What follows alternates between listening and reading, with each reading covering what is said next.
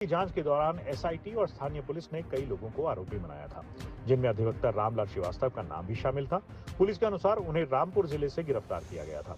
परिजनों का कहना है कि गिरफ्तारी के बाद पुलिस कस्टडी में अधिवक्ता को शारीरिक और मानसिक रूप से टॉर्चर किया गया। परिजनों और स्थानीय अधिवक्ताओं ने यह भी दावा किया था कि पुलिस द्वारा उन्हें कोई जहरीला पदार्थ पिलाया गया, जिससे उनकी तबीयत बिगड़ी और इलाज के दौरान उनकी मृत्यु हो गई। अधिवक्ता की मौत के बाद गोंडा के वकीलों में भारी रोष व्याप्त हो गया था। जिले के अधिवक्ता कई दिनों तक हड़ताल पर रहे और दोषियों के खिलाफ कार्रवाई की मांग को लेकर सड़कों पर उतर आए। भारी दबाव के बाद 6 पुलिसकर्मियों के खिलाफ हत्या और साजिश की धाराओं में एफआईआर दर्ज की गई थी। पुलिस ने इस मामले की जांच के बाद अदालत में जो रिपोर्ट पेश की, उसमें पुलिसकर्मियों को क्लीन चिट देने की कोशिश की गई थी। इसके खिलाफ मृतक के परिजनों ने कोर्ट में प्रोटेस्ट पिटीशन दाखिल की। सुनवाई के दौरान अदालत ने पाया कि पुलिस ने जांच में उन साक्ष्यों को शामिल नहीं किया जो कस्टडी में प्रताड़ना की ओर इशारा करते हैं। विवेचना के दौरान कई महत्वपूर्ण पहलुओं को जानबूझकर नजरअंदाज किया गया। जांच प्रक्रिया में पारदर्शिता की कमी थी।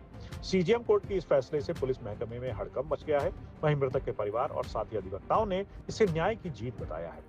अब इस मामले की नई सिरे से जांच होगी, जिससे ये साफ हो सकेगा कि कस्टडी के दौरान वास्तव में हुआ क्या था। मेरा नाम ओम प्रकाश सांडिल है। मैं एडवोकेट हूं और ये पवन श्रीवास्तव जो हैं ये भी अधिवक्ता ही हैं। इनके भाई थे एक राजकुमार लाल श्रीवास्तव, जो प्रैक्टिशनर एडवोकेट थे और यहीं गोंडा जिला अदालत में वकालत करते थे।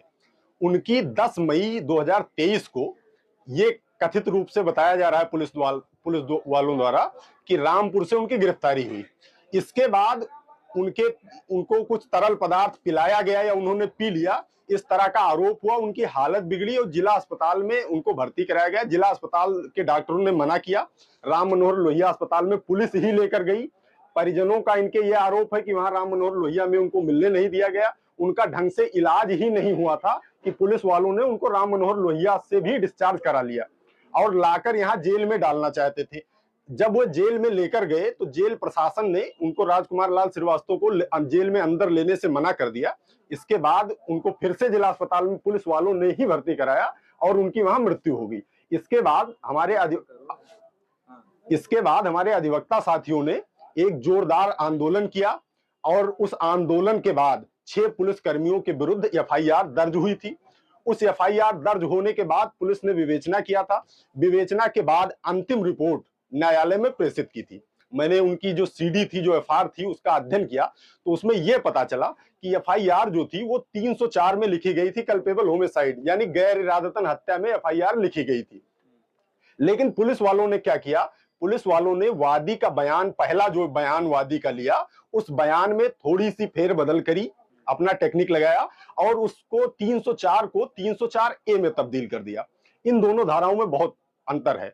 304 ए जो है वो है causing death due to rash and negligent, यानी लापरवाही पूर्वक अगर किसी की हत्या हो जाती है तो ये 304 ए है। और 304 जो लगा था वो गैर इरादतन हत्या है, उसमें सजा के प्रावधान ज्यादा हैं। इसमें मात्र 3 साल की सजा के प्रावधान है, तो पुलिस ने तुरंत इसको 304 ए कर दिया। खुद के बचत के लिए पुलिस ने कर दिया। इसके बाद जो उनके जो आरोपी हैं, मुख्य आरोपी हैं जो पुलिसकर्मी, उनके बयान जो है सीडी में पुलिस ने उसको भी दर्ज किया है और अपने हिसाब से ही लिखा है। लेकिन फिर भी उसमें वो कह रहे हैं कि राजकुमार लाल श्रीवास्तव जो थे, इनके ऊपर कोई मुकदमा था, जमीनी मुकदमा था, एसआईटी जांच कर रही थी और एसआईटी के जो इंस्पेक्टर थे उन्होंने हुक्म तहरीरी दी थी कि इनको गिरफ्तार करो और उनके हुक्म तहरीरी के बाद हमने जाकर इनकी गिरफ्तारी की थी। गिरफ्तारी वो बता रहे हैं, सीडी में पार्ट है, वो बता रहे हैं 10 तारीख को मैंने रामपुर जीआरपी की मदद से इनकी गिरफ्तारी करी है।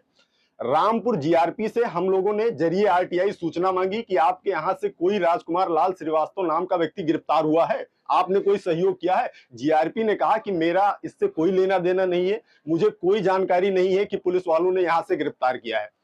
फिर भी उनकी बात को अगर माना जाए तो 10 तारीख को रामपुर में वो गिरफ्तार करते हैं। फिर अपने ही बयान में वो मुख्य आरोपी जो पुलिसकर्मी है वो कहते हैं कि मैंने 12 तारीख को जो एसआईटी की जांच थी, जिस मुकदमे में गिरफ्तार करने गया था, उसके आईओ को मैंने 12 तारीख को सूचना दी कि इनको लेकर आ रहे हैं यहाँ कोतवाली नगर, आइए आप इनको अपने सुपुर्द ले लीजिए। 2 दिन राजकुमार लाल श्रीवास्तव कहाँ रहे, कैसे इन लोगों ने रखा, कैसे इनको टार्चर किया, इसका कोई एक्सप्लेनेशन पूरी सीडी में नहीं। जी, किस साल का मामला है? ये 2023 का मामला है। 2 दिन तक कहां रखे कोई बात नहीं।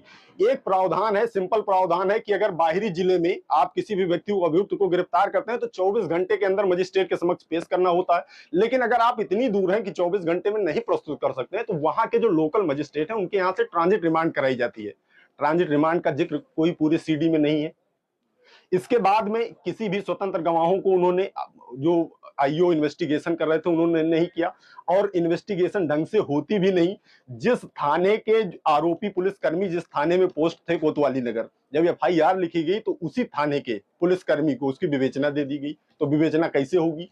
एकदम घटिया तरीके की विवेचना पुलिस द्वारा की गई, खुद को बचाने के लिए विवेचना की गई। इसमें हमने प्रोटेस्ट में अपने सारे ग्राउंड्स लिखकर जब माननीय न्यायालय के समक्ष रखा तो माननीय न्यायालय ने भी ये समझा कि एकदम गड़बड़ तरीके से विवेचना की गई है और इस विवेचना को सेटिसाइड कर दिया है, खत्म कर दिया है, निरस्त कर दिया है और पुनः विवेचना के आदेश दिए हैं।